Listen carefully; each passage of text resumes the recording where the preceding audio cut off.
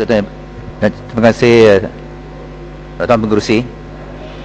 Saya menyebut mengenai pengurusan dasar keselamatan dalam negeri dan polis Malaysia.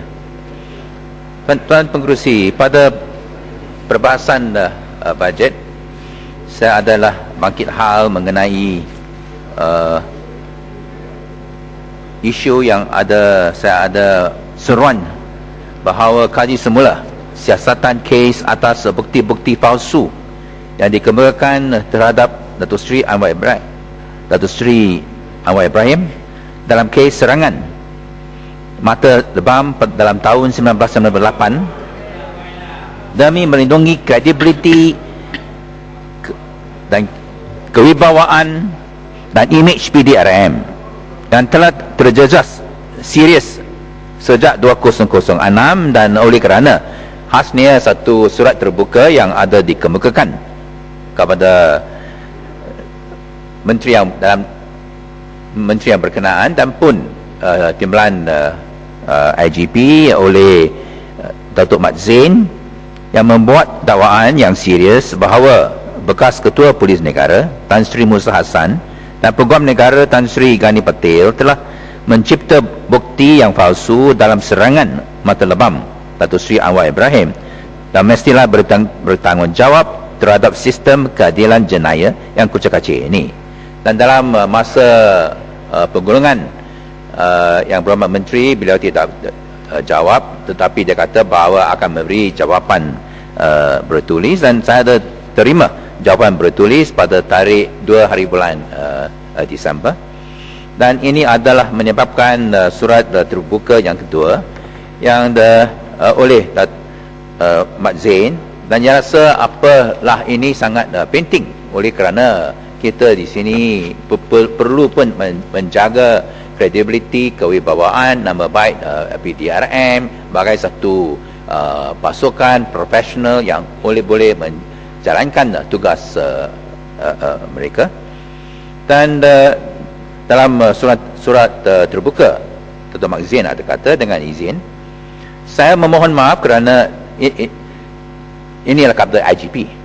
Saya memohon maaf kerana terpaksa menyatakan pendapat saya bahawa pendirian yang PDRM ambil dalam menyediakan jawapan tersebut ialah surat jawapan bertulis yang saya ada menerima pada 2 hari bulan Disember adalah jauh berbeza, malahan bertentangan dengan pendirian PDRM ketika menangani siasatan insiden ini pada 1998. Saya wajar menegaskan bahawa pendirian PDRM ketika itu adalah untuk menjalankan siasatan dengan izin, without fear or favour, leaving no stone unturned, and to get it over with as soon as possible, dan tidak ada sebarang cover up untuk sesiapa pun. Namun begitu, pendirian kali ini nampaknya cenderung kepada melindungi orang-orang tertentu. Saya berharap pendirian sedemikian yang Tan Sri ambil dalam penyediaan jawapan di atas adalah terbatas yang disebabkan oleh kekurangan bahan rujukan yang sepatutnya berada dalam kertas siasatan kes Mata Lebam tersebut. Pada ketika penyiasatan kes ini lagi, beberapa dokumen penting dalam kertas siasatan itu pernah dihilangkan ketika di tangan Peguam Negara, dan kami terpaksa menggantikannya dengan salinan pendua. Malah, keseluruhan kertas siasatan berkenaan pernah dihilangkan sementara selama lebih kurang 3 minggu di antara 30 hari bulan Oktober 1998 hingga 20 hari bulan November 1998, seperti mana yang saya jelaskan dalam peringatan 16 surat terbuka saya kepada Tan Sri pada 22 hari bulan November 2010. Tidak heran jika berlaku kekurangan kandungan kertas siasatan itu kerana ianya tersorot lama di Jabatan Peguam Negara. Sebelum saya pergi kepada isu pokok surat ini, izinkan saya menegaskan bahawa dari penyiasatan saya dalam kes ini adalah dibuat as and when the events unfolded, sama ada yang saya rakamkan secara detail atau sekadar mencantikkan perkara mustahak setakat membolehkan saya menyegarkan ingatan saya pada peristiwa berkenaan seperti apa yang kita pernah diajar di maktab KKB dahulu. Dengan izin, you see, you recognize, you read, you will know. If you write, you remember forever. Saya juga ada memerakamkan perkara-perkara penting dalam perharian rasmi, khususnya bagi memelihara kerahsiaan identiti individu dan maklumat penting yang saya terima berkaitan siasatan kes ini. Selain daripada dari penyiasatan tersebut, saya telah menyediakan summary of evidence dalam minit-minit bertarikh 15 hari bulan Oktober 1998, 29 Oktober 1998 dan 27 Januari 1999 yang saya jadikan sebahagian daripada diary penyiasatan. Kesemuanya diedarkan mengikut prosedur edaran kertas siasatan kepada peguam negara. Jika terdapat rakaman diary atau minit saya yang palsu, ini yang pestahap Tuan Pengerusi, jika terdapat rakaman diary atau minit saya yang palsu atau tidak benar, sudah lama saya telah dikenakan tindakan mahkamah dan beliau ialah investigating officer kes Mata Lebam Datuk Seri Anwar Ibrahim. Kalau ada palsu, dia sudah diharik kepada mahkamah. Dan apabila PDRM baru-baru ini menyatakan, quote, tiada apa-apa keterangan yang boleh menunjukkan berlakunya keterangan palsu dalam penyiasatan ini, unquote, persoalan yang muncul secara spontan ialah bagaimana dan di manakah hendak disorokkan sebanyak 3 laporan perubatan yang telah dipalsukan dalam siasatan tersebut. Malah 2 daripada 3 laporan berkenaan telah dikemukakan dan dipertimbangkan dalam prosiding Suruhanjaya Diraja menyiasat insiden Mata Lebam ini pada tahun 1999, dan laporan Suruhanjaya diisytiharkan dokumen publik. Laporan-laporan ini pula bukannya sekadar 1 atau 2 muka surat yang boleh terlepas pandang. Ketiga-tiga laporan ini berjumlah 65 muka surat kesemuanya.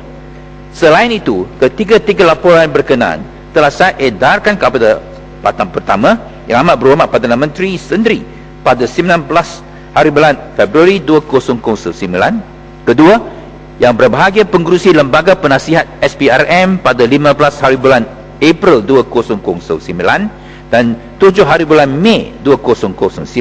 Ketiga, Ketua Pengarah Kesihatan Malaysia Pengarah Hospital Kuala Lumpur dan Presiden Malaysian Medical Association pada 7 hari bulan Mei 2009. Dan kelima, Peguam Cara Negara menerusi salinan laporan 15 hari bulan April 2009 dan 7 hari bulan Mei 2009. Saya percaya Tan Sri masih ingat bila mana satu helai surat sahaja bertarikh 21 September 1953 yang ditandatangani oleh seorang pemangku setiausaha kerajaan negeri menjadi antara sebab utama maruah dan kedaulatan negara tercemar apabila kita terpaksa menera Pulau Batu Putih Putera Branca kepada Singapura. Bayangkan apa yang boleh 65 muka surat dokumen yang dipalsukan atas arahan peguam negara boleh lakukan terhadap sistem keadilan jenayah kita. Saya turut yakin Tan Sri mahir dengan case laws berkaitan pemalsuan. Setiap pemalsuan ini adalah dilakukan secara deliberate. Tidak ada pemalsuan yang sebegini banyak dilakukan secara tidak sengaja. Saya ingin menegaskan bahawa ketiga-tiga laporan perubatan yang dipalsukan itu dilakukan dengan perancangan, persediaan dan pelaksanaan, dilakukan secara deliberate bagi memenuhi motif-motif yang jelas. Dari penyiasatan saya dan minit-minit berkaitan boleh membantu mengenal pasti sequence of events pemalsuan-pemalsuan ini.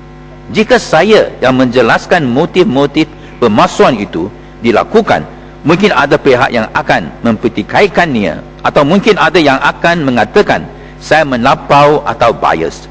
Untuk menjauhi tanggapan khilaf sedemikian, apa kata saya jemput Tan Sri menilai sendiri dengan merujuk kepada penemuan ahli Suruhanjaya Diraja tersebut yang bijaksana dirakamkan dalam laporan volume 1 part 2 item 2 overview peringatan 2.1 komen.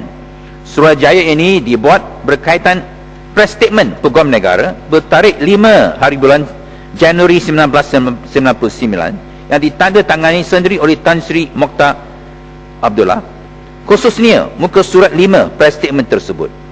Dan ini apa yang adalah dalam overview Royal Commission report. Quote, "Quite simply, this passage meant that Dato' Sri Anwar Ibrahim had made untrue allegations about several injuries sustained by him, but more to the point, that it had been approved to the satisfaction of the Honourable the Attorney General that more than one police officer was involved in causing other injuries on certain parts of Dato' Sri Anwar Ibrahim's body.